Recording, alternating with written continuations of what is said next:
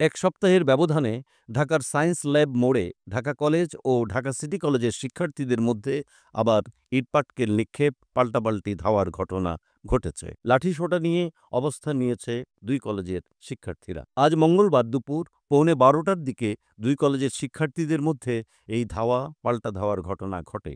বেলা 1টার দিকে পুলিশ শিক্ষার্থীদের সরিয়ে দেয়।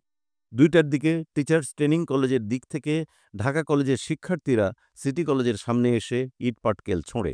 এ সময় পুলিশ সাউন্ড গ্রেনেড নিক্ষেপ করে তাদের ছত্রভঙ্গ করে দেয়।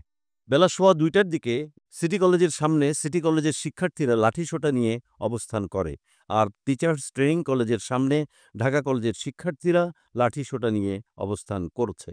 সায়েন্স ল্যাব মোড়ে বিপুল সংখ্যক পুলিশ মোতায়েন করা হয়েছে। প্রত্যক্ষদর্শীরা জানান, সকাল থেকেই ঢাকা কলেজের শিক্ষার্থীদের মধ্যে উত্তেজনা চলছিল। দুপুর 1:45টার দিকে ঢাকা কলেজের শিক্ষার্থীরা সিটি কলেজের কাছাকাছি চলে আসে। তখন দুই পক্ষের মধ্যে ইটপাটকেল নিক্ষেপ, পাল্টাপাল্টি ধাওয়া হয়। পুলিশকে লাঠিপেটা করে ও কাঁদুনে গ্যাসের সেল ছুড়ে শিক্ষার্থীদের সরিয়ে দিতে দেখা গেছে। এক পর্যায়ে শিক্ষার্থীদের একটি অংশকে সিটি কলেজের নাম ফলক থেকে ঢাকা অংশটি ভেঙে ফেলতে দেখা যায়। হাতে ভাঙা একটি অংশ নিয়ে তারা সড়কে অবস্থান নেন। ঢাকা কলেজের এক শিক্ষার্থী জানিয়েছে, গতকাল সায়েন্স ল্যাব মোড়ে সিটি কলেজের শিক্ষার্থীরা তাদের মারধর করেছে। এর জের ধরেই তারা আজ প্রতিবাদ জানাচ্ছে। পুলিশের রমনা বিভাগের অতিরিক্ত উপকমিশনার জিসানুল ইসলাম বলেন, বেলা 11টার পর থেকে দুই কলেজের মধ্যে উত্তেজনা চলছে।